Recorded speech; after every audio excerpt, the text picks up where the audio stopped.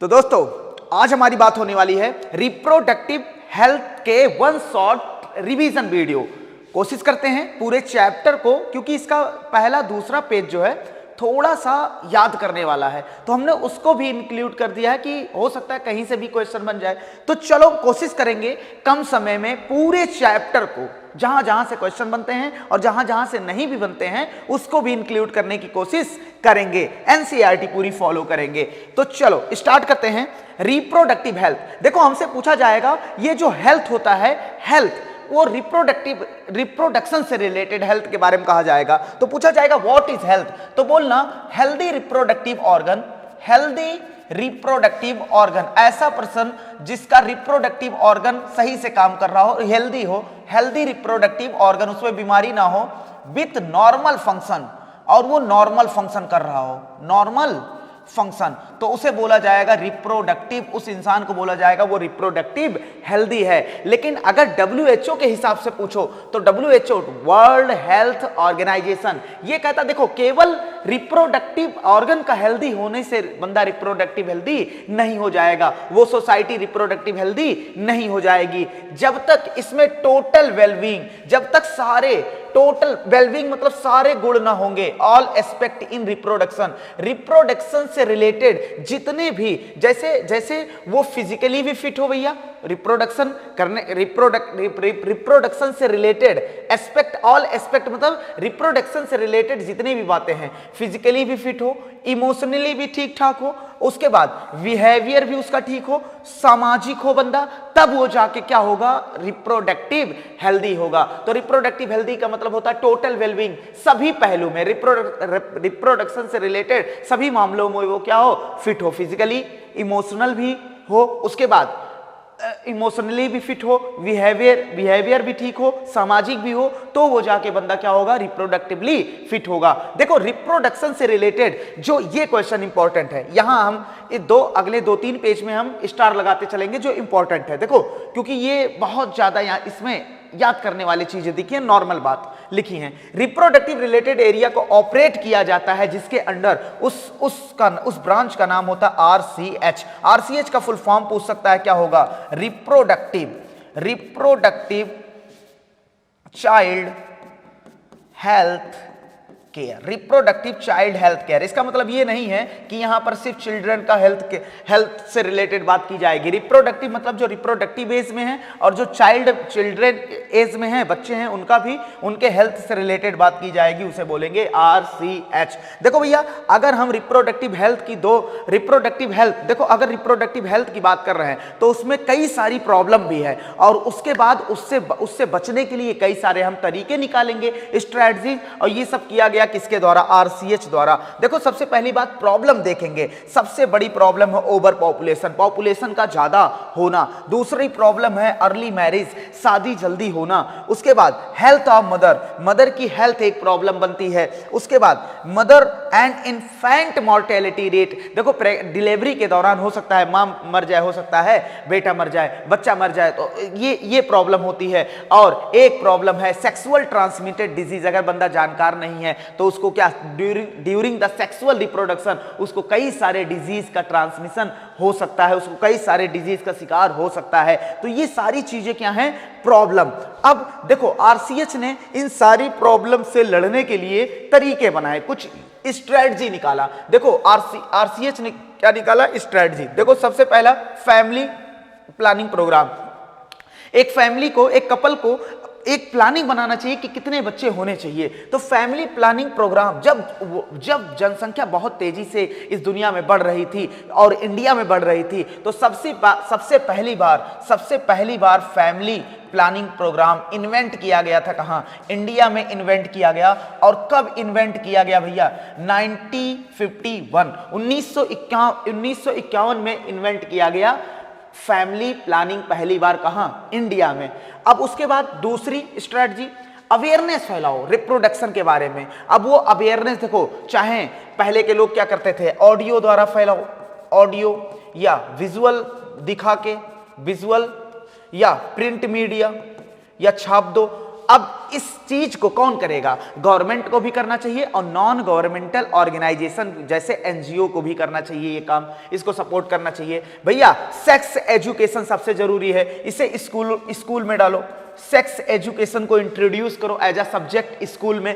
और भैया sex education के बारे में बात करना चाहिए, सेक्स के बारे में, सेक्स रिलेटेड, रिप्रोडक्शन से रिलेटेड टीचर को, पेरेंट को, बच्चों को, फ्रेंड को आपस में बात करनी चाहिए। उसके बाद इसमें बच्चों को, ताकि सेक्स एजुकेशन देंगे तो बच्चों के पास राइट इंफॉर्मेशन जाएगा, जो मिसकंसेप्शन है उसका राइट इंफॉर्मेशन जाएगा कि ये गलत चीज है। जैसे एक चीज हम बता दें, बहुत लोग जानते हैं कि मेंस्ट्रुअल साइकिल जब ब्लीडिंग फेज होता है तो वो रिस्की पीरियड होता है। अगर उस दौरान रिप्रोडक्शन की, अगर उस दौरान सेक्सुअल इंटरकोर्स किया गया तो बच्चा हो जाएगा, ऐसा नहीं है, ये मिसकंसेप्शन है। उस पीरियड में इसलिए मना किया जाता है रिप्रोडक्शन के लिए क्योंकि वो रिस्की पीरियड नहीं, बच्चा पैदा होने वाला पीरियड नहीं। अगर कोई सेक्सुअल इंटरकोर्स उस दौरान करता है, बच्चे नहीं पैदा हो जाएंगे, बस ब्लीडिंग फेज होता है तो ब्लीडिंग के चांस ज्यादा हो जाएंगे, तो इसलिए मना किया जाता है। वो जो होता है, अभी इसी में बताएंगे कि बच्चे पैदा होने के चांस जो होते हैं वो ओव्यूलेशन जब होता है, अगर 28 दिन की साइकिल है तो भैया 14 डेज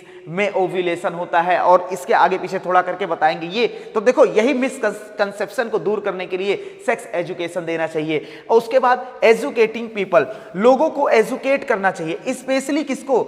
ऐसे ग्रुप को, बच्चों को थोड़ी ना करेंगे, फर्टाइल 5 साल के बच्चे को, जो फर्टाइल कपल हैं, जो फर्टाइल एज में पहुंच गए हैं, स्पेशली मैरिजेबल एज में जो है उनको एजुकेट करना चाहिए। किसके बारे में बताना चाहिए कि भैया आपके पास ऑप्शन है बर्थ को कंट्रोल करने का, ऐसा नहीं बच्चा ही बच्चा निकाले जा रहे हैं। उसके बाद केयर ऑफ प्रेग्नेंट मदर के प्रेग्नेंट मदर की केयर कैसे किया जाए, इसके बारे में भी एजुकेशन देना चाहिए। पोस्ट नेटल केयर, नेटल मतलब होता है बर्थ के बाद बच्चे का और मां का कैसे केयर किया जाए, वो भी बताया जाना चाहिए। और इक्वल अपॉर्चुनिटी के बारे में बताया जाना चाहिए, मेल और फीमेल। ऐसा नहीं कि फीमेल हो रहा है तो उसे क्या कर दे रही हैं, फीमेल हो रहा है तो उसे फीटिसाइड मार दे रही हैं, निकाल दे रही हैं, ऐसा नहीं होना चाहिए। उसके बाद अगला प्रिवेंशन ऑफ, बताना चाहिए उन्हें सेक्स के गलत इस्तेमाल, एब्यूज मतलब गलत इस्तेमाल, और सेक्स रिलेटेड क्राइम के बारे में, जैसे रेप के बारे में इन्हें बताना चाहिए। इन्हें लोगों को एजुकेट करना चाहिए किसके बारे में? जो अनकंट्रोल पॉपुलेशन से, जो अनकंट्रोल जो पॉपुलेशन ग्रोथ है उससे जो प्रॉब्लम आने वाली है उसके बारे में बताना चाहिए। उसके बाद देखो सरकार को मेडिकल फैसिलिटी देना चाहिए, उसमें अच्छे अच्छे हॉस्पिटल बनाए, उसके अंदर इंफ्रास्ट्रक्चर अच्छा हो, उसके अंदर इंफ्रास्ट्रक्चर बढ़िया करने के साथ उसमें डॉक्टर एक्सपर्ट हो, प्रोफेशनल एक्सपर्टीज हो, उसके बाद मेडिकल सपोर्ट, वेंटिलेटर हो, मेडिसिन हो, ये सब होने चाहिए ताकि हम डील कर सकें, केयर कर सकें। किसका केयर कर सकें? रिप्रोडक्टिव रिलेटेड प्रॉब्लम, किसका केयर कर सकें? Reproductive related problem. और ये रिप्रोडक्टिव रिलेटेड प्रॉब्लम में क्या क्या आ सकता है? जैसे हो सकता है मेंस्ट्रुअल से रिलेटेड प्रॉब्लम हो सकता है इनफर्टिलिटी हो सकता है प्रेगनेंसी से रिलेटेड प्रॉब्लम हो। तो इस सब को हम क्या करेंगे? अगर हमारे पास इंफ्रास्ट्रक्चर बढ़िया रहेगा, प्रोफेशनल एक्सपर्टीज, नर्स डॉक्टर अच्छे रहेंगे और मेडिकल सपोर्ट, वेंटिलेटर वहां पर है, उसके बाद मान लो किसी भी तरीके के जो सपोर्ट दिया जाता है, दवाएं वहां पर है, वहां सुविधाएं हैं, तो वो क्या होगा? बेटर होगा, अच्छे से केयर कर पाएंगे। उसके बाद 7वां हमें बताया जाना चाहिए एमनियोसिंथेसिस होता है। एमनियोसिंथेसिस यूज किया जाता है टेस्ट करने के लिए, बच्चे जो फीटस है उसमें चेक करने के लिए, क्या? क्रोमोजोमल एबनॉर्मेलिटी, कि कहीं उसका क्रोमोजोम एबनॉर्मल तो नहीं है, एबनॉर्मेलिटीज। उसके बाद जो होता है अगला, कुछ लोग इसका यूज करते हैं सेक्स डिटर्मिनेशन के लिए। क्या करते हैं? Sex determination. सेक्स डिटर्मिनेशन मतलब क्या होता है कि वो जो यूट्रस में पल रहा बच्चा है वो मेल है या फीमेल है। तो देखो इसमें क्या किया जाता है, ये देखो बच्चा है और ये जो होता है ये एमनियोटिक कैविटी होती है और इसमें जो फ्लूइड होता है उसे बोलते हैं एमनियोटिक फ्लूइड। क्या बोलते हैं? एमनियोटिक फ्लूइड बोलते हैं। और ये जो एमनियोटिक फ्लूइड होता है भैया, इसमें जब बच्चा रहता है तो उसके स्किन के सेल गिरते हैं। एमनियोटिक फ्लूइड में होता है बच्चे के सेल और इस सेल से निकाल लेते हैं डीएनए और उसका एनालिसिस करके हम क्या पता लगा लेते हैं? Chromosomal abnormality. क्रोमोजोमल एबनॉर्मेलिटी को क्या कर लेते हैं? हम पता लगा लेते हैं ना। देखना, क्रोमोजोमल एबनॉर्मेलिटी को हम क्या कर लेते हैं? पता कर लेते हैं। चलो, अरे रहने दो, ठीक है। क्रोमोजोमल एबनॉर्मेलिटीज, एबनॉर्मेलिटीज को हम पता लगा लेंगे। जैसे उस बच्चे को कहीं क्लाइनफिल्टर का शिकार तो नहीं है, टर्नर सिंड्रोम तो नहीं, सिकल सेल एनीमिया तो नहीं है, ये सब क्रोमोजोमल रिलेटेड प्रॉब्लम है। और उस बच्चे को कहीं Turner syndrome, sickle cell anaemia, thalassaemia तो नहीं है। तो सुनो अब, लेकिन इसका जो होता है ये हो गया अपना। अब इसका क्या करेंगे, एमनियोटिक फ्लूइड निकालेंगे, उससे सेल निकालेंगे, उस सेल से डीएनए निकालेंगे, उसका एनालिसिस कर लेंगे। लेकिन होता क्या है, अब क्रोमोजोम का पैटर्न देख रहे हैं। अगर हम तो लास्ट क्रोमोजोम अगर देखेंगे तो सेक्स क्रोमोजोम होता है। अगर XX है तो भैया फीमेल का पता चल जाएगा, अगर XY है तो मेल, मतलब सेक्स को भी यहाँ डिटरमाइन करने के लिए इसका यूज किया जा सकता है। अब देखो हर चीज का यूज होता है और मिस यूज होता है। जैसे एमनियोसिंथेसिस जो होता है वो जो होता है ये कब किया जाता है, जब फीमेल कितने 14 to 60 वीक्स ऑफ प्रेगनेंसी, मतलब 14 से 16 सप्ताह के बाद इसका यूज किया जाता है, एमनियोसिंथेसिस किया जाता है। और ये इसका जो मिस यूज है, इसी की वजह से ये कानूनी तरीके से क्या है, बैंड है। क्या है, बैंड, क्योंकि इसका मिस यूज क्या किया जाता है, फीमेल फीटिसाइड करने के लिए। सेक्स डिटर्मिनेशन कर लेंगे, उसके बाद पता चल जाएगा फीमेल है तो उसको मार देंगे, फीमेल फीटिसाइड। फीमेल फीटिसाइड मतलब फीटस को, साइड मतलब मार देना, फीमेल फीटस को मार देना, इसका मिस यूज होता है। उसके बाद अगला क्या होना चाहिए, रिसर्च होना चाहिए इन रिप्रोडक्शन रिलेटेड एरिया में। लगातार रिप्रोडक्शन रिलेटेड एरिया जो है उसमें लगातार क्या होना चाहिए, रिसर्च होना चाहिए। और ये रिसर्च, इसी रिसर्च से एक हमारे पास ड्रग्स बना है, एक कॉन्ट्रासेप्टिव बना जिसका नाम है सहेली। और ये साइंटिस्ट लोगों ने बनाया कहाँ, CDRI लखनऊ। कहाँ, CDRI लखनऊ। अगर ये पूछ ले, ये इंपॉर्टेंट है, सहेली कहाँ बनाया गया, तो अगर पूछ ले कि इसका फुल फॉर्म सेंट्रल, क्या बोलोगे तब, central drug research institute, central drug research institute. चलो ये बात हो गई। उसके बाद हमें एडवांटेज, अब RCH ने इतने सारे काम किए तो उसके कुछ ना कुछ हमें क्या मिले होंगे, एडवांटेज ऑफ RCH। देखो पहला एडवांटेज है मेडिकल असिस्टेड डिलीवरी। अब जो डिलीवरी हो रही है वो प्रोफेशनल डॉक्टर, नर्स लोग कर रहे हैं और मेडिकल सुविधा के साथ कर रहे हैं। असिस्टेड मतलब मेडिकल से मदद ले रहे हैं डिलीवरी के लिए। उसके बाद बेटर पोस्ट नेटल केयर करने लगे। देखो इंक्रीज हो गया क्या, मेडिकल असिस्टेड डिलीवरी बढ़ा है, और अब बच्चे का कैसे केयर किया जाए और माँ का कैसे केयर किया जाए वो हमें पता है। नेटल, पोस्ट नेटल मतलब जन्म के बाद। उसके बाद स्मॉल फैमिली के बारे में इन्होंने बताया। उसके बाद बेटर डिटेक्शन, ताकि हम अच्छे तरीके से डिटेक्ट कर सकें और क्योर कर सकें, इलाज कर सकें सेक्सुअल ट्रांसमिटेड डिजीज। ये सब किसके फायदे हैं, एडवांटेज है किसके, RCH के। उसके बाद population stabilisation and birth control पे बात करते हैं। तो देखो भैया, एक वर्ड होता है पॉपुलेशन एक्सप्लोजन। अगर पॉपुलेशन बहुत तेजी से बढ़ने लगे तो उसे बोलते हैं पॉपुलेशन एक्सप्लोजन। हमारी एनसीईआरटी ने समझाने की कोशिश की, कहीं देखो वर्ल्ड की पॉपुलेशन जो 1900 में थी वो 2 बिलियन थी, और फिर 2000 में वो 6 बिलियन हो गई, फिर आके 2011 में, 2011 के सेंसस के हिसाब से वो हो गया कितना, 7.2 बिलियन। कहा इंडिया भी पीछे नहीं है इसमें। अब इंडिया में भी बहुत तेजी से population, at the time of independence 350 million, मतलब 350 मिलियन, 1 बिलियन और 1 मिलियन। सुनो, मिलियन जो होता है 10⁶, बिलियन जो होता है 10⁹। देखो भैया, अगर हम बात करें तो 1950 मिलियन थे एट द टाइम ऑफ कब, at the time of independence. ये 2000, लगभग सन 2000 में पहुंच गए 1 बिलियन के करीब। 1 बिलियन, सोचो 6 बिलियन वर्ल्ड की पॉपुलेशन, 1 बिलियन इंडिया की पॉपुलेशन, मतलब हर 6 लोग पर, हर 6 लोगों में 1 इंडियन है पूरे वर्ल्ड में। 2011 के 2000 के हिसाब से। अभी भी रेशियो देखो, 2011 के हिसाब से अगर देखा जाए तो 2011 में 7.2 पूरे वर्ल्ड में, और इंडिया में अकेले कितने, मतलब 7.2 में से इंडिया में अकेले 2011 में देखा गया 1.2 बिलियन थे। अब देखो तो पॉपुलेशन ग्रोथ रेट 2011 के हिसाब से ये पूरे वर्ल्ड की अगर देखा जाए तो लगभग लेस देन 2 है, 2% है, लेस देन 2%। सर ये 2% क्या होता है, कैसे इसको समझेंगे पॉपुलेशन ग्रोथ रेट। तो देखो पॉपुलेशन ग्रोथ रेट निकाला कैसे जाता है। 1000 लोगों को ले लिया हमने, उसके बाद उसमें देख रहे हैं पर इस 1000 लोगों में पर ईयर कितने लोग बढ़ रहे हैं। तो अगर 1000 ईयर में 20 लोग, मतलब 1000 ईयर कह रहे हैं, एक ईयर में 1000 लोगों पर 20 लोग बढ़ रहे हैं, 1000 लोगों में 20 लोग बढ़ रहे हैं, तो इसका रेशियो मल्टीप्लाई कर दो 100 से, क्या आएगा 2%। अगर इसको ऐसे समझा जाए तो हम कह सकते हैं 100 लोगों में कितने लोग बढ़ रहे हैं, ऐसा बोल सकते हैं 100 लोगों में कितने लोग बढ़ रहे हैं, 2 लोग बढ़ रहे हैं। तो पॉपुलेशन ग्रोथ रेट कितनी है, पॉपुलेशन ग्रोथ रेट है भैया 2। तो ये बड़ी खतरनाक पॉपुलेशन ग्रोथ रेट है।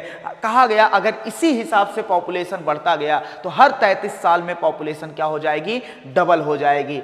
अब देखो, तो आरसीएच ने कुछ प्रोग्राम निकाले to control the population growth rate. Population growth rate को कंट्रोल करने के लिए कुछ स्लोगन दिए गए। क्या दिए गए भैया, स्लोगन। देखना, कुछ स्लोगन दिए गए, B2, या पहले ऐसे बोल दो, 2 या 3 बस, 2 या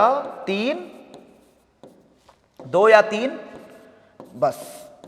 उसके बाद दिया गया हम 2 हमारे 2, कुछ स्लोगन दिए गए, हम 2 हमारे 2। उसके बाद कुछ लोग देने की कोशिश किए 1 चाइल्ड नॉर्म, कि एक ही चाइल्ड हो, एक कपल के एक चाइल्ड हो, 1 चाइल्ड नॉर्म। भैया अब इसमें अगर पंचायत देखा हो तो वहां पर हम ऐड कर सकते हैं 2 बच्चे, यही हमें लगता है भारत सरकार को एडॉप्ट करना चाहिए, 2 बच्चे, ऐसे कुछ है, मीठी खीर। उसके बाद ये बस जोक है, डैश।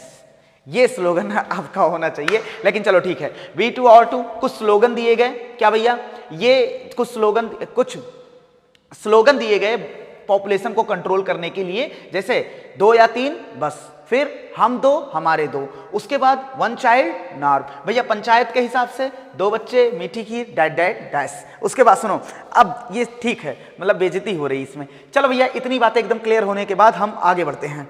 देखो, अगर हम बात करें सर बर्थ कंट्रोल को कैसे किया जा सकता है, तो सुनो, बर्थ कंट्रोल जो होता है उसको कैसे किया जा सकता है, नेचुरली किया जा सकता है और आर्टिफिशियली, मतलब हम किसी चीज को यूज करके कर रहे हैं, और नेचुरली। देखो, नेचुरली में 3 तरीके हैं। एक है पीरियोडिक एब्स्टिनेंस। एब्स्टिनेंस मतलब होता है परहेज करना, बचा लेना। पीरियोडिक मतलब कुछ समय के लिए, कुछ पीरियड के लिए। तो देखो, जो फर्टाइल पीरियड होता है फीमेल का, अगर वो 28 दिन की साइकिल है, तो बताओ 14 डेज पे क्या रिलीज हो रहा, ओवम, और 14 डेज पे ओवम रिलीज हो रहा है।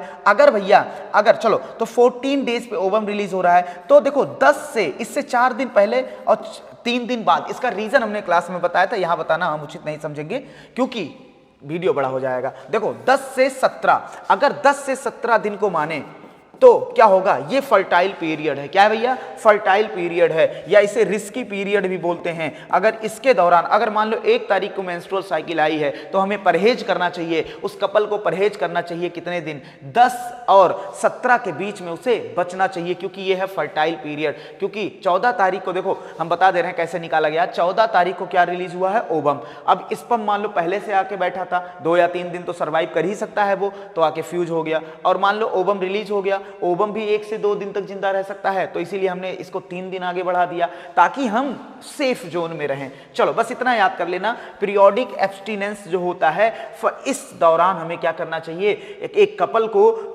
अनप्रोटेक्टेड सेक्सुअल इंटरकोर्स से परहेज करना चाहिए। विथड्रॉ या क्वाइटस इंटरप्टस, क्वाइटस को जो कॉपुलेशन हो रहा था उसे इंटरप्ट कर दिया गया, बाधित कर दिया गया। कैसे, मेल पेनिस को, मेल क्या करे, अपने पेनिस को क्या करे, विथड्रॉ कर ले। विथड्रॉ मतलब क्या होता है, निकाल ले। विथड्रॉ मतलब क्या होता है, निकाल ले। किससे, फीमेल ट्रैक्ट से, फीमेल रिप्रोडक्टिव ट्रैक से, before ejaculation, just before ejaculation, मतलब जब इजैकुलेशन होने के पीक पे आए, बस अब इजैकुलेशन होने वाला है, अपने पेनिस को क्या कर ले, वो विथड्रॉ कर ले बिफोर इजैकुलेशन, ताकि अब जो सीमेन गिरे वो फीमेल के अंदर ना गिरे, फीमेल के बाहर गिरे। लेकिन ये बड़ा मुश्किल काम होता है। सुनो, क्यों मुश्किल काम, देखो इसमें भी फेलियर रेट ज्यादा है, क्योंकि हो सकता है भाई कुछ स्पर्म चले जाएं, पीरियोडिक एब्स्टिनेंस जो होता है ये भी फेलियर रेट ज्यादा है, क्योंकि किसी फीमेल में मेंस्ट्रुअल साइकिल रेगुलर होता ही नहीं, इरेगुलर हो जाता है। तो भैया इसमें पहचान पाना कितने दिन से कितने दिन तक ये थोड़ा मुश्किल होता है। फिर आते हैं लैक्टेशनल एमेन्यूरिया। लैक्टेशनल एमेन्यूरिया का मतलब होता है कि इस समय मेंस्ट्रुअल साइकिल होता ही नहीं है। सर ऐसा कौन सा समय होता है जब फीमेल में मेंस्ट्रुअल साइकिल नहीं होता? भैया देखो 6 मंथ आफ्टर प्रेगनेंसी के 6 महीने बाद तक नो मेंस्ट्रुअल साइकिल, क्योंकि उस समय मिल्क का प्रोडक्शन हो रहा होता, नो मेंस्ट्रुअल साइकिल, कोई मेंस्ट्रुअल साइकिल। तो ये सेफ पीरियड है, इसमें हम क्या कर सकते हैं, सेक्सुअल इंटरकोर्स अनप्रोटेक्टेड भी करेंगे तो कोई दिक्कत नहीं है। देखो नेचुरल तरीके के साइड इफेक्ट तो नहीं है, नो साइड इफेक्ट तो नहीं है, बट भैया इनके जो है फेलियर रेट बहुत ज्यादा है। फेलियर रेट क्या है? ज्यादा है। तो अब नेचुरल तरीके से अगर हमें हट के फेलियर रेट कम चाहिए तो हम आते हैं आर्टिफिशियल, और आर्टिफिशियल में भैया कॉन्ट्रासेप्टिव की मदद से हम क्या करेंगे, प्रेगनेंसी को रोकने की कोशिश करेंगे। What is contraceptive? कॉन्ट्रासेप्टिव मतलब होता है ऐसा कोई डिवाइस या ड्रग्स जो प्रेगनेंसी को रोक दे, उसे क्या बोलते हैं? कॉन्ट्रासेप्टिव बोलते हैं। देखो कह रहा है हमसे आर्टिफिशियल तरीका बता रहा है ना, कह रहा है एक अगर तुम कोई भी कॉन्ट्रासेप्टिव को यूज कर रहे हो, चाहे वो वैरियर हो, चाहे वो आईओडी हो, चाहे वो कुछ भी हो, तो कह रहा है एक आइडियल कॉन्ट्रासेप्टिव उसके कौन कौन से फीचर होने चाहिए। पहली बात तो यूज फ्रेंडली, उसे हम आसानी से यूज कर सकें, और तीसरी बात ऐसा नहीं कि ढूंढते ढूंढते मर गए मिला ही नहीं, इजिली अवेलेबल होना चाहिए भैया। उसके बाद इफेक्टिव होना चाहिए। इफेक्टिव मतलब ऐसा नहीं भैया यूज किए पता लगा काम है नहीं किया, इफेक्टिव मतलब असरदार। रिवर्सिबल होना चाहिए, ऐसा नहीं एक बार लगा दिए भैया फिर हमेशा के लिए स्टेराइल हो गए, फिर चाह कर भी बच्चा नहीं पैदा कर सकते, तो ऐसा नहीं। समय पड़ने पर फिर हम पहले अपने नॉर्मल पोजीशन पे आ जाएं, मतलब फर्टाइल। और नो, या तो साइड इफेक्ट ना हो, या तो लीस्ट साइड इफेक्ट हो, बहुत कम साइड इफेक्ट हो, और भैया ऐसा ना हो इसको खाने के बाद सेक्सुअल डिजायर ही मर जाए। समझ रहे हो कि नहीं? तो नो इंटरफेरेंस, ये जो कॉन्ट्रासेप्टिव यूज कर रहे हो उसका कोई इंटरफेरेंस नहीं होना चाहिए किस पे? सेक्सुअल डिजायर पे। बोलो इतनी बातें एकदम क्लियर है? चलो तो बात करते हैं वैरियर। किस पे बात करते हैं भैया? वैरियर। देखो वैरियर मतलब होता है बाधा। ये किस अप्रोच पे इसे यूज किया जाता है ताकि ये रोक दे, प्रिवेंट कर दे। क्या कर दे भैया? प्रिवेंट कर दे मीटिंग मतलब मिलना, वो वाली मीटिंग नहीं, मीटिंग मतलब मिलना। किसका? स्पर्म एंड ओबम का मिलना, स्पर्म एंड ओबम का मिलना क्या कर दे? रोक दे। चलो अब इसमें आता है, पहला आता है कॉन्डोम। देखो कॉन्डोम जो होता है वो थिन रबर का बना होता है। किसका बना होता है? थिन रबर का बना होता है, रबर या लैटेक्स सीथ। क्या होता है? Latex sheath. भैया यूज एंड थ्रो वाला कॉन्सेप्ट है इसमें, मतलब यूज करो फेंको, ये रीयूजेबल नहीं है। और ये प्रिवेंट करता है क्या? वैरियर की तरह काम करता है, क्योंकि सीमेन अब रिलीज ही नहीं हो पाएगा वेजाइना में, तो कॉन्सेप्शन मतलब प्रेगनेंसी को रोक देगा। और ये प्रेगनेंसी के रोकने के साथ, मान लो महिला स्टेराइल ही है, उसमें प्रेगनेंसी होगी नहीं, तो अनप्रोटेक्टेड सेक्सुअल इंटरकोर्स हो सकता है, लेकिन फिर भी कॉन्डोम का यूज करना चाहिए, क्योंकि हो सकता है उस फीमेल को कोई सेक्सुअल ट्रांसमिटेड डिजीज हो, या फिर मेल को कोई सेक्सुअल ट्रांसमिटेड डिजीज हो। तो कहने का मतलब जैसे एड्स टाइप के हो सकते हैं, तो इससे भी हमें बचाता है। कॉन्डोम का जो हिंदी नाम होता है वो पॉपुलर ब्रांड होता है, नाम सुना होगा निरोध। क्या नाम होता है? निरोध नाम होता है। ये पॉपुलर ब्रांड होता है कॉन्डोम का, और किसके लिए आता है? मेल के लिए। देखो भैया कॉन्डोम जो होता है मेल और फीमेल के लिए, दोनों के लिए आता है। और कॉन्डोम जो होता है ये कवर करता है क्या? इसको यूज किया जाता है कवर करने के लिए पेनिस। मेल में भैया पेनिस को कवर करेंगे, और फीमेल में हम वेजाइना एंड सर्विक्स को कवर कर लेंगे। किसमें? फीमेल में। चलो भैया ये बात हो गई अपनी। इसका हिंदी नाम क्या होता है? निरोध। पॉपुलर ब्रांड है कॉन्डोम का। उसके बाद देखो ये जो होता है कॉन्डोम जो होता है, ये बात हो गई। अब देखो अगला बैरियर की तरह जो यूज होता है, बैरियर मतलब जो मिलने से रोक दे, मिलने से क्या कर दे? रोक दे, बाधे की तरह काम करे। डायाफ्राम होता है, यहां नहीं दिखाए क्या? दिखाना चाहिए था। चलो भैया डायाफ्राम नहीं दिखा पाए यहाँ पर, डायाफ्राम होता है, सर्वाइकल कैप होता है, वॉल्ट कैप होता है। इसको क्या किया जाता है, इसको यूज किया जाता है कवर करने के लिए। देखो सभी के लिए ऐसा नहीं बोल सकते, लेकिन हम एनसीईआरटी लिखा हो यही क्वेश्चन भी पूछता है। यूज किया जाता है कवर करने के लिए सर्विक्स को, ताकि वो ब्लॉक कर दे। अब जब सर्विक्स भैया, जब सर्विक्स क्या हो गया, सर्विक्स क्या हो गया, ये ब्लॉक हो गया, ये ढक गया, तो स्पर्म क्या हो जाएगा, उसकी एंट्री ब्लॉक हो जाएगी। Block the entry of sperm, sperm की एंट्री क्या हो जाएगी, ब्लॉक हो जाएगी। उसके बाद इसमें ये जो होता है किसका बना होता है, रबर का बना होता है। किसका बना होता है भैया, रबर का बना होता है। और ये रीयूजेबल होता है। रीयूजेबल मतलब इसको पुनः हम क्या कर सकते हैं, यूज कर सकते हैं। अच्छा, अगर इस डायाफ्राम, मान लो ये तुमने क्या लिया सर, कोई भी ले लिया इसमें से, डायाफ्राम या सर्वाइकल कैप या वॉल्ट कैप, कुछ भी ले लिया, और तुमने भैया इस पे अप्लाई कर दिया क्या, इस पे स्पर्मिसाइडल जेली या क्रीम लगा दिया, या फोम यहाँ फोम होना चाहिए, फोम लगा दिया। तो देखो जैसे मान लो ये था, इस पे हमने अप्लाई कर दिया क्या, स्पर्मिसाइडल फोम, किस, इस बैरियर पर हमने अप्लाई कर दिया। अब देखो ये क्या होगा, अभी तक तो ये केवल अगर बैरियर लगाया था हमने, तो डायाफ्राम लगाया था या सर्वाइकल कैप लगाया था या वॉल्ट कैप लगाया था, तो ये अभी तक क्या कर रहा था, ये कर रहा था, ये रोक रहा था। क्या रोक रहा था, स्पर्म को जाने से रोक रहा था। लेकिन अब इसमें अगर स्पर्मिसाइडल क्रीम या जेली या फोम लगा देंगे, तो ये अब रोकने के साथ स्पर्म को क्या करेगा, किल करेगा। क्या करेगा भैया, किलिंग ऑफ स्पर्म। और जब स्पर्म की किलिंग करेगा तो हम कहेंगे अब इसका कॉन्ट्रासेप्टिव वैल्यू क्या हो गया है, बढ़ गया है। कॉन्ट्रासेप्टिव वैल्यू क्या हो गया है, रोकने की मतलब प्रेगनेंसी रोकने की क्षमता क्या हो गया है, बढ़ गया है। क्योंकि अब हमने केवल रोक नहीं रहे हैं, स्पर्म को क्या कर रहे हैं, मार भी रहे हैं। तो ये हो गया स्पर्मिसाइडल जेली या क्रीम या फोम के बारे में।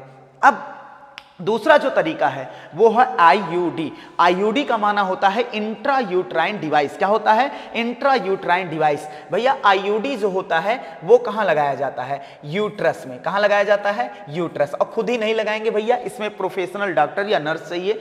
यूट्रस में किसके द्वारा लगाते हैं भैया, वेजाइना द्वारा, थ्रो वेजाइना द्वारा हम क्या करते हैं, इसको इंसर्ट करते हैं यूट्रस में।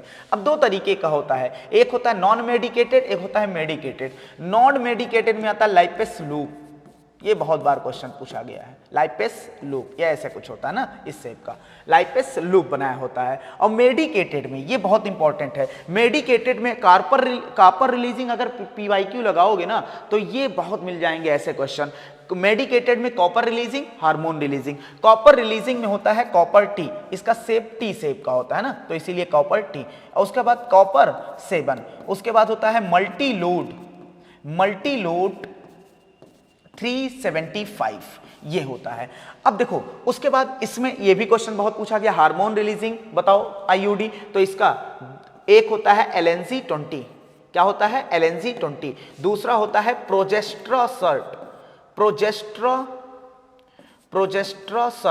मतलब सर प्रोजेस्ट्रॉन निकालेगा हार्मोन में, LNC-20। अब देखो कॉपर जो होता है वो क्या करता है, कॉपर जो होता है ये अगर कॉपर रिलीजिंग आईयूडी लगवा रहे हो तो कॉपर क्या करेगा, कॉपर रिलीज करेगा। और कॉपर जो होता है वो स्पर्म की मोटिलिटी को क्या कर देता है, स्पर्म मोटिलिटी को क्या कर देता है, मोटिलिटी को रेड्यूस कर देता है। रेड्यूस मतलब घटा देता है। अब जब रेड्यूस कर दिया तो फर्टिलाइजेशन कैपेसिटी उस स्पर्म की क्या हो गई, उस स्पर्म की फर्टिलाइजेशन की कैपेसिटी कम हो गई। तो मतलब एक कॉपर जो होता है स्पर्म की मोटिलिटी को रेड्यूस करके इस फर्टिलाइजेशन की कैपेसिटी को घटा देता है। अब बात करते हैं हार्मोन रिलीजिंग। हार्मोन रिलीजिंग जो होता है ये यूट्रस को अनसुइटेबल बना देता है। यूट्रस को क्या कर देता है, अनसुइटेबल कर देता है। किसके लिए, इम्प्लांटेशन के लिए। किसके लिए भैया, इम्प्लांटेशन ही नहीं होने देगा, अनसुइटेबल बना दिया। और सर्विक्स को, ये साथ ही साथ सर्विक्स को होस्टाइल मतलब विरोधी बना देता है। किसका, स्पर्म का विरोधी बना देता। मार डालो भैया सबको,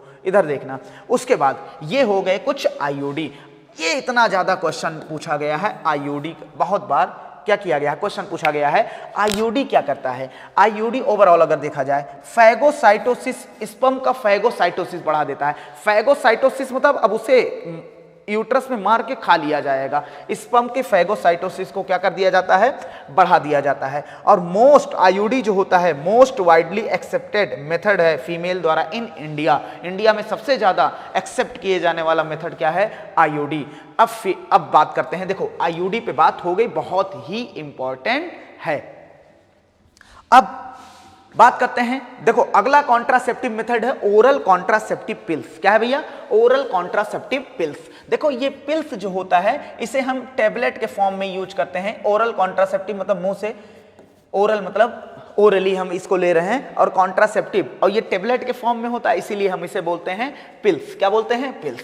देखो ये क्या किया जाता है, जैसे मेंस्ट्रुएशन हुई, कब स्टार्ट किया जाता है, within 5 day of menstruation. Bleeding के 5वें दिन, मतलब 5 दिन के अंदर स्टार्ट कर दो जब पहली बार ले रहे हैं मेंस्ट्रुएशन। उसके बाद फिर इसे कंटिन्यू खाओ 21 डे तक। कितने दिन, 21 दिन। फिर ब्रेक कर दो, कितने दिन, 7 डे। कंटिन्यू कितने दिन खाना, 21। फिर ब्रेक कर दो, कितने दिन के लिए, 7 डे। वो ये 7 डे वही है जब उसमें क्या हो रहा होगा, मेंस्ट्रुएशन।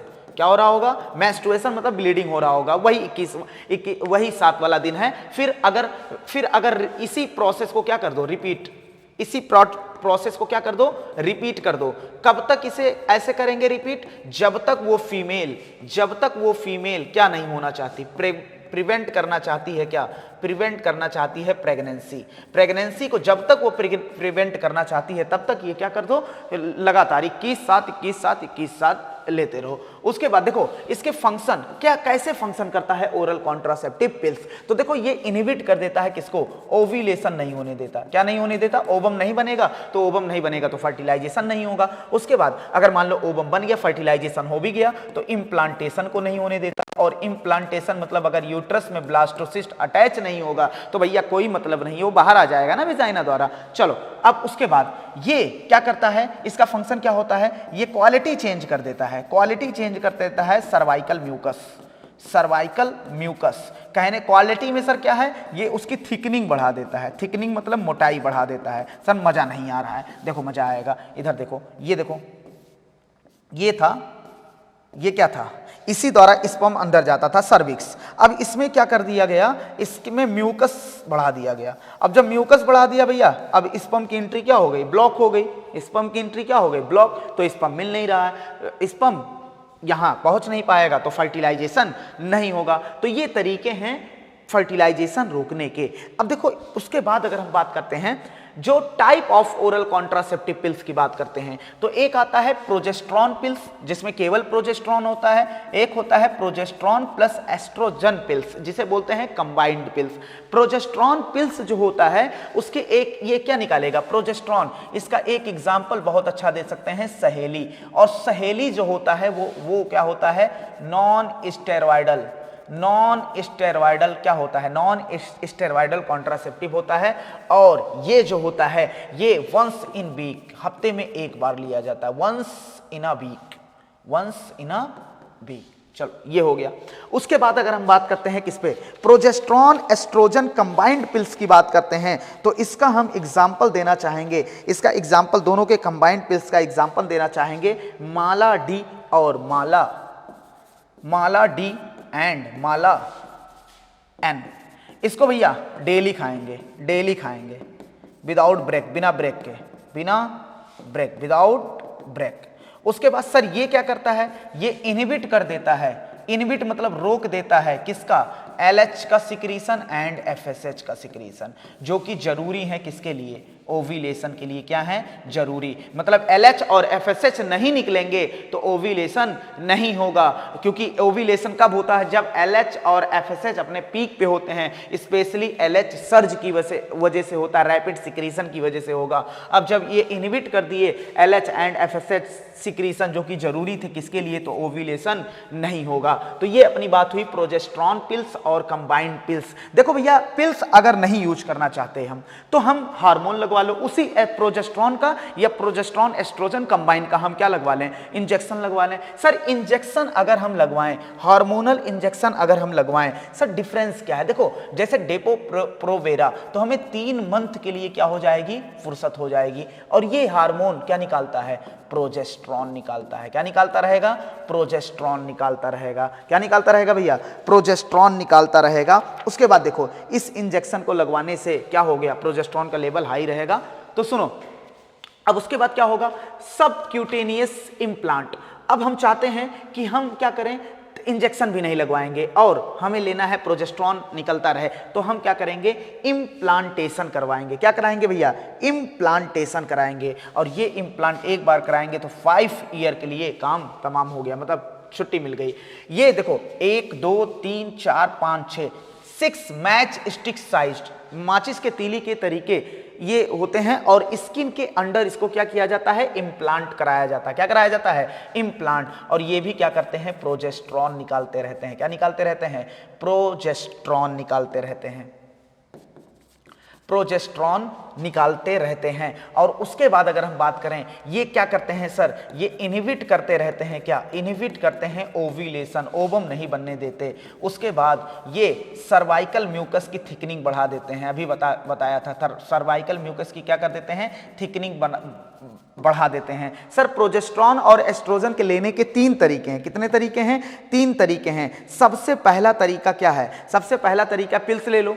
सर पिल्स अगर हम नहीं लेना चाहते तो इंजेक्शन लगवा लो, और क्या सबक्यूटेनियस मतलब स्किन के अंडर में क्या लगवा लो, इम्प्लांट करा लो ऐसे। तो सर डिफरेंस क्या है पिल्स और हार्मोन और इसमें? देखो फंक्शन तो सबके एक हैं, सिमिलर हैं, लेकिन इसकी इफेक्टिव पीरियड क्या है।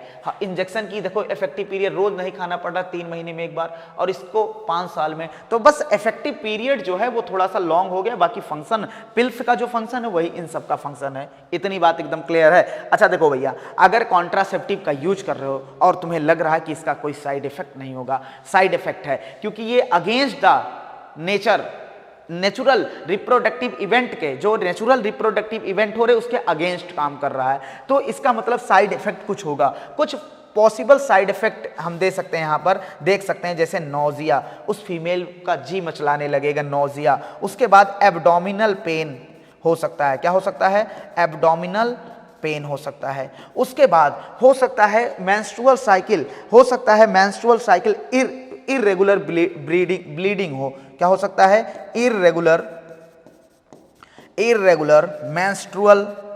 Menstrual bleeding, irregular menstrual bleeding. उसके बाद भैया यहाँ तक कि ये ब्रेस्ट कैंसर भी करा सकता है। क्या करा सकता है, ब्रेस्ट कैंसर भी करा सकता है। तो देखो नोजिया हो गया, abdominal pain, irregular menstrual bleeding, उसके बाद ब्रेस्ट कैंसर तक का इसका साइड इफेक्ट हो सकता है। तो ये अपनी बात हो गई किस पे बात हो गई, ओरल कॉन्ट्रासेप्टिव। और अनवांटेड 72 के नाम से आता है, जैसे उसमें चाहे तुम पिल्स ले लो जिसमें एस्ट्रोजन हो या कंबाइंड हो या आईयूडी लगवा लो। प्रेगनेंसी जैसे मान लो अनप्रोटेक्टेड सेक्सुअल इंटरकोर्स हो गया, तो उसके बाद 72 घंटे के अंदर में वो इमरजेंसी कॉन्ट्रासेप्टिव पिल्स लेना पड़ता है या आईयूडी लगवाना पड़ता है। तो देखो सर अगला है, अब हम चाहते थे साइड इफेक्ट भी ना हो और फेलियर रेट भी ना हो, तो हम क्या कराएंगे, सर्जरी करवा लो भैया। ये टर्मिनल मेथड, एकदम लास्ट मेथड है प्रेगनेंसी रोकने के, लेकिन ये लगभग इर्रिवर्सिबल होता है। मतलब एक बार काट के अगर जोड़ दो,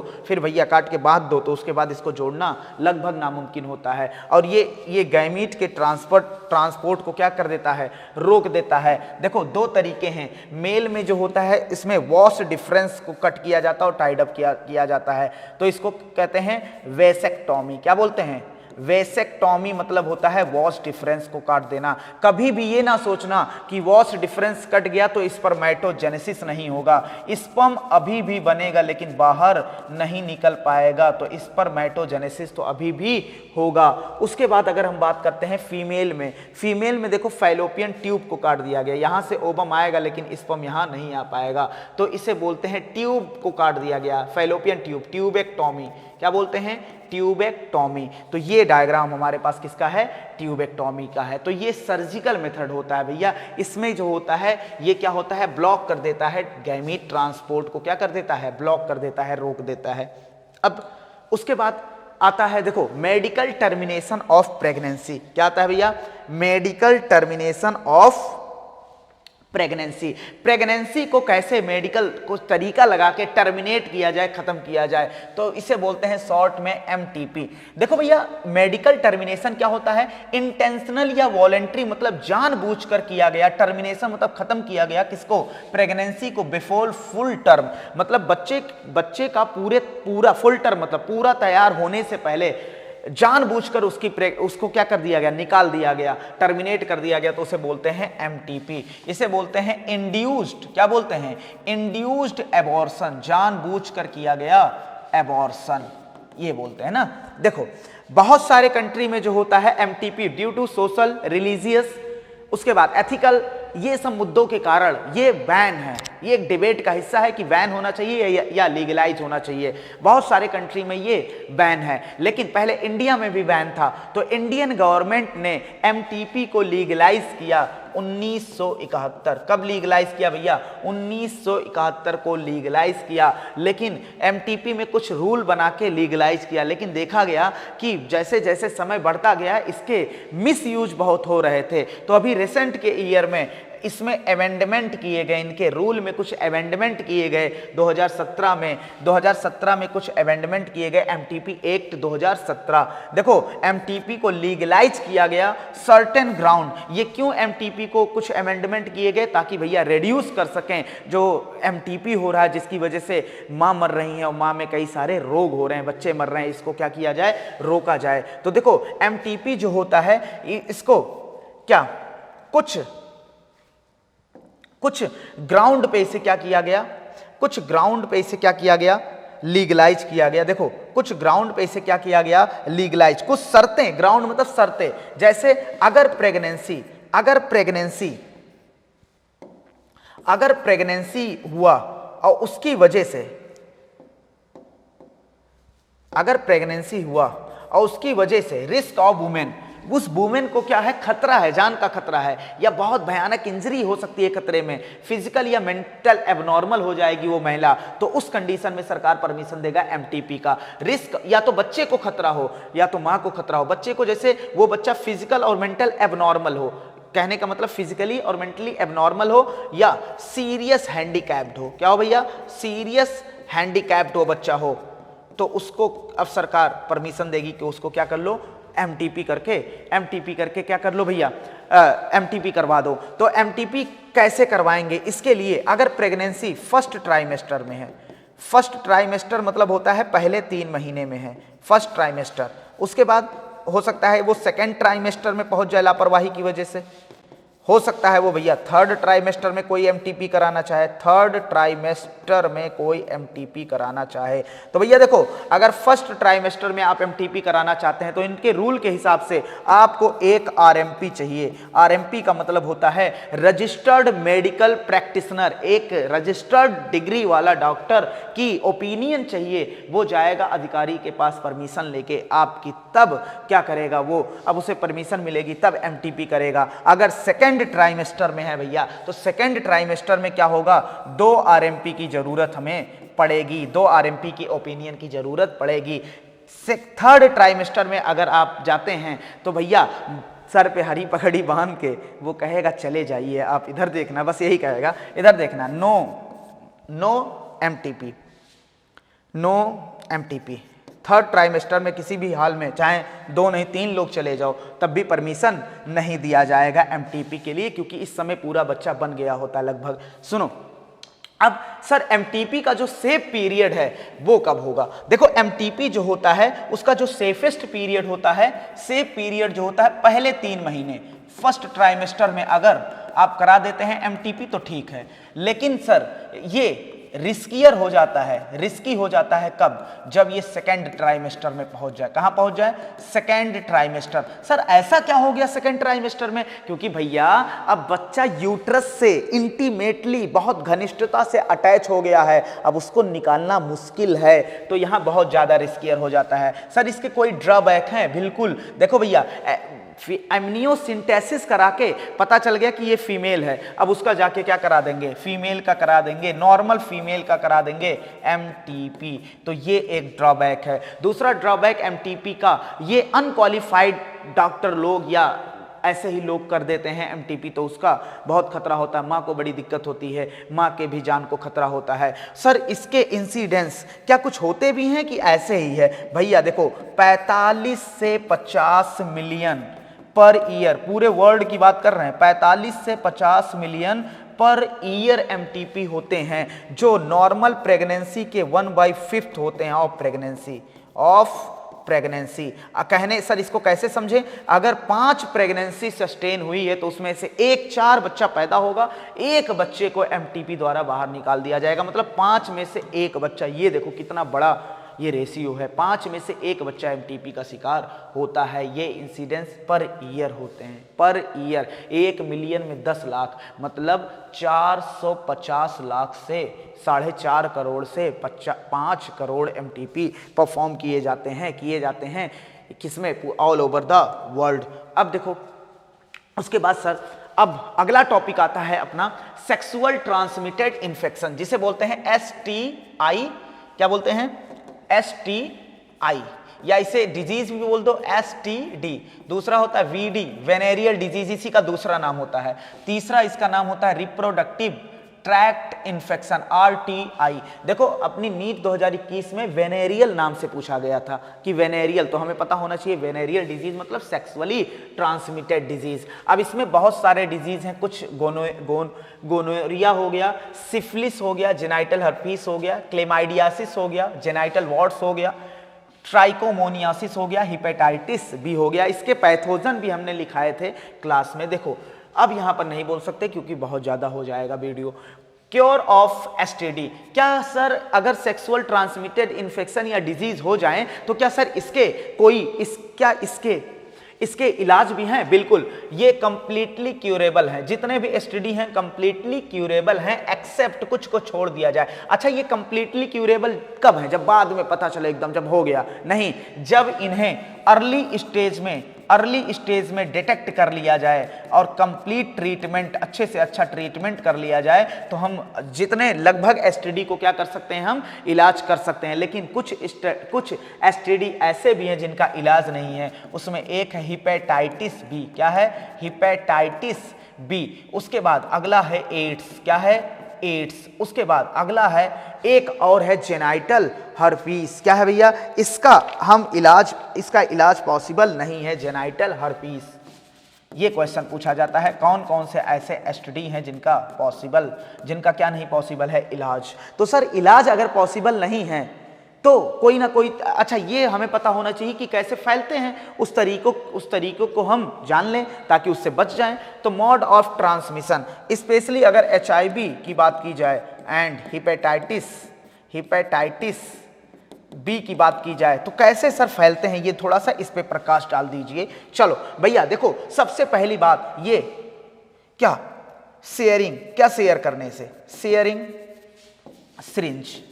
सिरिंज या निडल्स बोल दो, निडल्स के शेयर। मान लो भैया एक निडल से एक इन्फेक्टेड पर्सन क्या लिया? ड्रग्स लिया, या कोई डॉक्टर उसे सुई लगा दिया इंजेक्शन, उसके बाद दूसरे को उसी इंजेक्शन से लगा दिया, तो ब्लड में क्या हो गई? मिक्सिंग हो गई।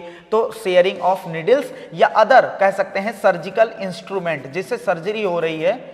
मान लो एक इन्फेक्टेड पर्सन का सर्जरी उसी इंस्ट्रूमेंट से हुआ और उसी से दूसरे का कर दिया, तो क्या होगा? सर्जिकल इंस्ट्रूमेंट के शेयरिंग से भी क्या होता है? ये फैल सकता है। उसके बाद अगर ब्लड का ट्रांसफ्यूजन करा रहे हो, इन्फेक्टेड बंदे से अगर ब्लड ले रहे हो तो ब्लड के ट्रांसफ्यूजन से भी फैल सकता है। उसके बाद अगर इन्फेक्टेड मदर तो उसके फीटस में भी, उसके पेट में, यूट्रस में पल रहे बच्चे में भी जा सकता है। मदर टू फीटस में भी ये ट्रांसपोर्ट हो सकता है। भैया वेनेरियल डिजीज कोई जेनाइटल क्या इनहेरिटेंस वाला डिजीज नहीं, जेनेटिक डिसीज नहीं कि माँ से बाप में जा रहा है, माँ से बाप में कैसे जा सकता है, मतलब पेरेंट से प्रोजनी में जा रहा है, ऐसा कोई बीमारी ये नहीं है। देखो पेरेंट सर यहाँ मदर से फीटस में कैसे गया, अबे भैया माँ में दिक्कत थी, ऐसा नहीं जीन की वजह से कुछ हुआ है ऐसा, तो ये ना तो किसिंग से होता है भैया, सेफ है, कोई दिक्कत नहीं है। इधर देखना ये क्वेश्चन पूछे गए थे नीट में, नहीं तो सर कहोगे क्या क्या बोल रहे हैं आप। सुनो देखना तीसरा क्या है, अगर भैया तीसरा क्या है, अवॉइड करना चाहिए, बचना चाहिए किसके साथ, सेक्सुअल इंटरकोर्स करने से, सेक्सुअल इंटरकोर्स करने से बचना चाहिए किसके साथ, विथ इन्फेक्टेड पर्सन, बचना चाहिए नहीं करना चाहिए, इन्फेक्टेड पर्सन। चलो ये बात हो गई। सर अगर तरीके हैं फैलने के तो कोई ना कोई उससे बचने के तो तरीके होंगे, बचने के भी तरीके हैं बहुत सारे भैया। देखो पहला तरीका जो है हमारे पास बचने के तरीके में, पहला जो तरीका है ये क्या करो, अवॉइड करो या sexual intercourse with unknown partner के साथ सेक्सुअल इंटरकोर्स करना अवॉइड करो, या मल्टीपल पार्टनर के साथ सेक्सुअल इंटरकोर्स नहीं करना चाहिए, सेक्सुअल इंटरकोर्स मल्टीपल पार्टनर। अब उसके बाद क्या होगा, पार्टनर, उसके बाद क्या होगा भैया, देखो पार्टनर, उसके बाद ऑलवेज यूज करना चाहिए क्या, कॉन्डोम का। उसके बाद यदि बंदा डाउटफुल है, यदि बंदा लग गया डाउट में है कि इसको बीमारी है, तो उसको क्या करना चाहिए, अर्ली डिटेक्शन के लिए एंड ट्रीटमेंट के लिए, अगर भैया डिटेक्शन में आ गया भैया हाँ इसे बीमारी है, तो ट्रीटमेंट के लिए भी भेज देना चाहिए। सर वल्नरेबल एज, किस एज के बंदे ज्यादा इस चपेट में आते हैं, तो भैया आते तो सभी लोग में सेक्सुअल ट्रांसमिटेड डिजीज, लेकिन सबसे ज्यादा जो चपेट में आते हैं वो आते हैं 15 to 24 ईयर के बच्चे, 15 to 24 ईयर के बच्चे ज्यादा इसके चपेट में आते हैं। तो ये अपनी बात हो गई, हमारा एसटीडी पे बात हो रही थी। अब देखो इसके कॉमन सिम्टम, सर अगर एसटीडी हो जाए कैसे पहचानेंगे, इसके कुछ कॉमन सिम्टम होने चाहिए, बिल्कुल कॉमन सिम्टम होने चाहिए। देखो पहला कॉमन सिम्टम जो होता है इसमें जो होता है, पहला मतलब ढेर सारे कॉमन सिम्टम होते हैं, इचिंग, जो जेनाइटल ऑर्गन है, क्या है जेनाइटल ऑर्गन, उसमें इचिंग मतलब खुजली होने लगेगी। उसके बाद फ्लूइड डिस्चार्ज होने लगेगा, फ्लूइड निकलने लगेगा, फ्लूइड डिस्चार्ज। उसके बाद उसमें स्लाइट पेन हो सकता है, हल्का पेन हो सकता है, स्लाइट पेन हो सकता है, ये सब क्या है, स्लाइट पेन हो सकता है। उसके बाद स्वेलिंग हो सकता है, उसमें स्वेलिंग मतलब सूजन हो सकता है, स्वेलिंग हो सकता है। और किसकी बात कर रहे हैं, किसमें स्वेलिंग हो रहा है, जेनाइटल ऑर्गन में। और ये सब क्या है भैया, अर्ली सिम्टम है। अगर इस सिम्टम को देखते हुए हम इसको सीरियस नहीं लिए, या ये सिम्टम को देखते हुए हम सीरियस नहीं लिए, या इसको अवॉइड करते रहे, तो वो जाके भैया बहुत भयानक कॉम्प्लिकेटेड एसटीडी क्या हो जाएगा, कॉम्प्लिकेटेड, और फिर जो बीमारी कराएगा pelvic inflammatory disease, pelvic region में वो इन्फ्लामेशन करा देगा, एबॉर्शन करा देगा, स्टिल बर्थ मतलब समय से पहले ही बच्चा बाहर आ जाएगा, रिप्रोडक्टिव ट्रैक्ट में कैंसर करा सकता है, रिप्रोडक्टिव ट्रैक्ट में कैंसर करा सकता है, एक्टोपिक प्रेगनेंसी करा सकता है भैया, अगर सीवियर कंडीशन में पहुंच गया, कॉम्प्लिकेटेड रूप ले लिया। एक्टोपिक प्रेगनेंसी का मतलब होता है ऐसा प्रेगनेंसी जो यूट्रस के अलावा कहीं और हो, और भैया वो करा सकता है इनफर्टिलिटी, क्या करा सकता है, इनफर्टिलिटी करा सकता है। तो चलो अब अपना टॉपिक ही आता है इनफर्टिलिटी। व्हाट इज इनफर्टिलिटी, ऐसा कपल जो 2 साल तक साथ में रहे और अनप्रोटेक्टेड, यहां अन लिख देना, अनप्रोटेक्टेड सेक्सुअल इंटरकोर्स भी करे, उसके बाद भी उसके बच्चे ना हो, तो ऐसे कपल को इनफर्टाइल बोलते हैं। इनएबिलिटी मतलब क्षमता नहीं है, टू कंसीव मतलब गर्भ धारण, प्रेगनेंसी, टू प्रोड्यूस चिल्ड्रन को प्रोड्यूस करने की क्षमता नहीं है। इवन आफ्टर, यहां तक कि 2 साल ऑफ अनप्रोटेक्टेड सेक्सुअल कोहैबिटेशन, 2 साल सेक्सुअल संभोग करने के बाद भी ये बच्चे नहीं पैदा कर पा रहे हैं, तो ऐसे कपल को बोलते हैं इनफर्टाइल। और भैया इनफर्टाइल जो होता है, अगर हम इंडिया में बात करें तो हर चीज के लिए ब्लेम किसको किया जाता है भैया, इसमें भी अगर उसके बच्चे नहीं पैदा हो रहे हैं तो ज्यादातर ब्लेम किसको किया जाता है, फीमेल को ब्लेम किया जाता है। लेकिन एक्चुअली अगर देखा जाए सबसे ज्यादा जो प्रॉब्लम होता है मोर ऑफन, अक्सर जो प्रॉब्लम होता है वो किसमें होता है, मेल में मोस्टली प्रॉब्लम जो होता है, जो कोई कपल अगर बच्चे नहीं पैदा कर पा रहा है तो अगर ज्यादातर प्रॉब्लम देखा जाए किसकी वजह से नहीं करा जा रहा है वो किसमें होता है, मेल में होता है। लेकिन ब्लेम किसको किया जाता है, फीमेल को किया जाता है एजुकेशन ना होने की वजह से। देखो तो हमारे पास भैया देखो स्पेशलाइज्ड हेल्थ केयर होना चाहिए ताकि हम क्या कर सकें, इनफर्टिलिटी यूनिट, इनफर्टिलिटी को डील कर सकें, तो उसे बोलते हैं इनफर्टिलिटी क्लिनिक, ताकि हम प्रॉपर डायग्नोसिस कर सकें और अगर इलाज प्रॉपर जांच कर सकें और उसका करेक्टिव ट्रीटमेंट कर सकें। अगर मान लो कोई बंदा इनफर्टाइल था, वो जांच के लिए गया और ट्रीटमेंट के लिए गया, उसका ट्रीटमेंट भैया पॉसिबल ही नहीं था, मतलब कहा गया आप ट्रीटमेंट आप मतलब नहीं सही हो सकते, if corrective treatment not possible, तब भी घबराने की बात नहीं है, क्योंकि अब यहीं पर कुछ टेक्निक द्वारा उन कपल को बच्चे प्रोड्यूस कराए जाएंगे, मदद की जाएगी। असिस्टेड मतलब मदद की जा रही है, रिप्रोडक्टिव मतलब रिप्रोडक्शन में टेक्निक, कुछ टेक्निक लगा के रिप्रोडक्शन में क्या की जा रही है, मदद, उसे बोलते हैं आर्ट। अब ये क्या क्या है, ZIFT है, IUT है, ICSF है, GIFT है, AI है, ये सब वो टेक्निक हैं जिसमें मदद जो मदद कर रहे हैं एक कपल को बच्चा प्रोड्यूस करने के लिए। चलो भैया अब देखो आर्ट को असिस्टेड मतलब मदद कर रहा है रिप्रोडक्शन में, ऐसी टेक्निक जो रिप्रोडक्शन में मदद कर रहा है उसे बोलते हैं आर्ट। आर्ट को दो भागों में बांट रहे हैं, एक होता है भैया इन विवो, क्या होता है, इन विवो, और दूसरा होता है इन विट्रो। देखो दो तरीके के फर्टिलाइजेशन होते हैं। इन विट्रो फर्टिलाइजेशन मतलब outside the body, outside the body ये करा रहे हैं, लेकिन भैया सिमिलर कंडीशन होनी चाहिए जैसा कि नेचुरल इसका कंडीशन है। साइमुलेटेड कंडीशन मतलब होता है सिमिलर। इधर देखो, इधर हमने क्या किया, बॉडी हमने क्या किया, देखो इसको यहां हम कर देते हैं ना, हमने देखो क्या किया, हमने भैया हस्बैंड को बुलाया या मेल, अब वो मेल डोनर भी हो सकता है, या वाइफ को हमने बुलाया फीमेल। मान लो ये स्पर्म प्रोड्यूस कर रहे थे लेकिन ट्रांसपोर्ट नहीं कर पा रहे थे, कोई भी रीजन है, तो इनके स्पर्म को हमने लिया, स्पर्म को हमने लिया, यहां स्पर्म इनसे लिया, इनसे हमने लिया ओवम, क्या लिया, ओवम, और इनसे क्या लिया, स्पर्म, और दोनों को टेस्ट ट्यूब में डाला और उसी के जैसा नेचुरल इन्वायरमेंट बनाया जो फैलोपियन ट्यूब में है, और उसके बाद ये बन गया जाइगोट। क्या बन गया, जाइगोट।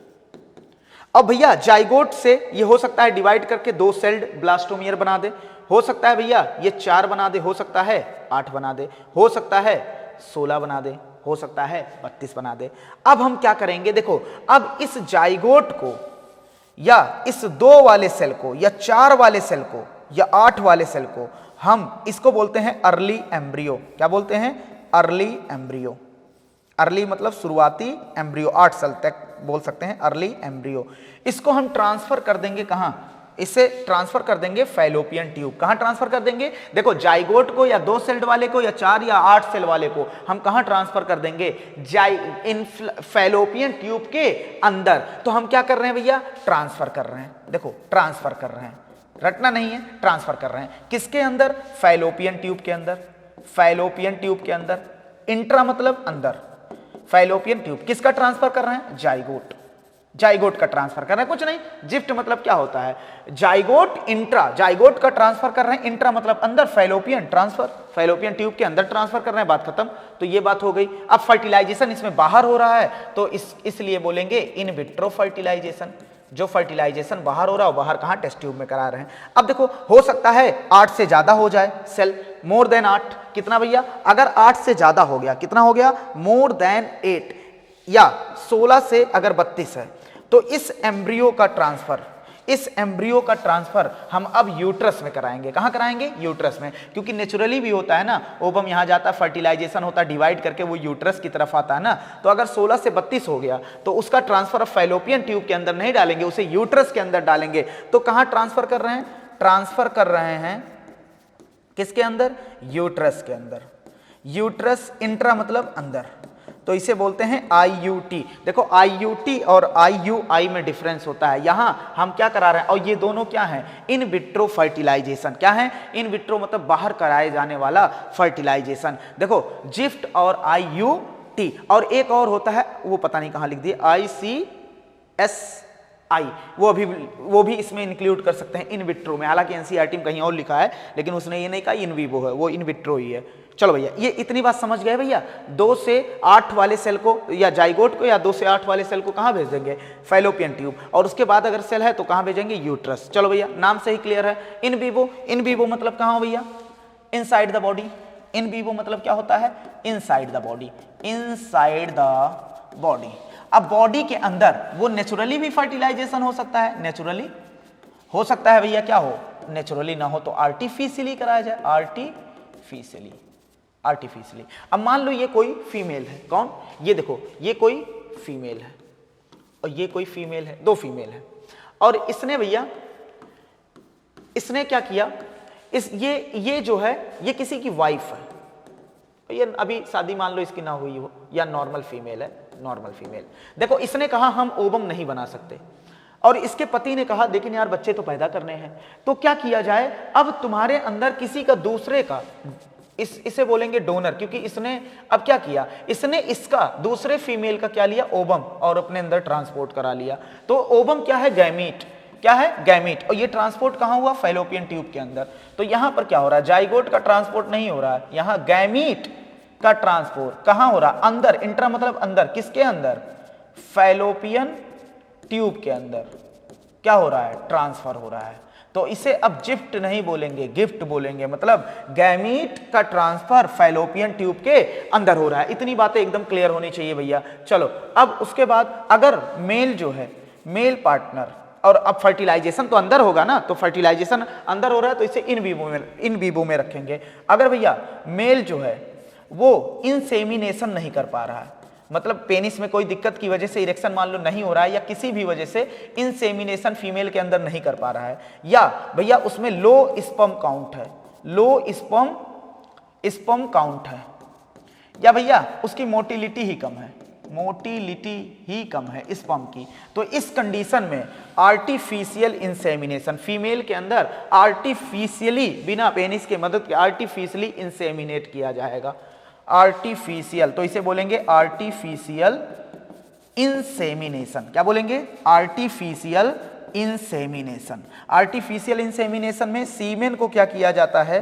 सीमेन को डायरेक्ट इंसर्ट किया जाता है। किसमें? या तो वेजाइना में डाल दिया जाएगा, वेजाइना में डायरेक्ट डाल दिया जाएगा, या डायरेक्ट कहां डाल दिया जाएगा? यूट्रस में डाल दिया जाएगा, डायरेक्ट यूट्रस। अगर यूट्रस में इंसेमिनेशन कर रहे हैं तो इसे बोलते हैं इंट्रा, मतलब अंदर। किसके अंदर? यूट्रस के अंदर क्या कर रहे हैं? इंसेमिनेशन। क्या कर रहे हैं? इंसेमिनेशन कर रहे हैं। तो भैया इसे बोलते हैं IUI। क्या बोलते हैं? IUI बोलते हैं। बोलो, इतनी बातें एकदम क्लियर है। अब लास्ट टॉपिक अपना यही होता है ICSI। ये इन विवो में ना रखो, बहुत बेटर रहेगा, यहाँ हमने लिख दिया है, पता नहीं क्यों। इधर देखना भैया जी, ICSI, इसमें क्या होता है? स्पर्म मान लो अनेबल टू पेनेट्रेट ओवम, या ओवम के पास पहुंच ही नहीं पा रहा है, तो इसमें इंजेक्शन द्वारा स्पर्म को डायरेक्ट ओवम के साइटोप्लाज्म में भेज दिया जाता है, तो इसे बोलते हैं इंट्रा। इंट्रा मतलब अंदर। किसके अंदर भेजा गया? साइटोप्लाज्मिक। इंट्रा साइटोप्लाज्म, किसके साइटोप्लाज्म? ओवम के। इंट्रा साइटोप्लाज्मिक स्पर्म किसको भेजा गया? स्पर्म किसके द्वारा? इंजेक्शन के द्वारा। बोलो, इतनी बातें एकदम क्लियर है? तो ये बातें एकदम क्लियर होनी चाहिए। चलो, अब ये चैप्टर यहां पर क्या होता है? खत्म होता है। उम्मीद करते हैं पूरा कॉन्सेप्ट एकदम क्लियर हो गया होगा। जो थोड़ी बहुत बातें बची हैं उसको एनसीईआरटी रीड करके देख लेना, क्योंकि ये रिवीजन है। मिलते हैं अगले धमाकेदार वीडियो में। Thank you.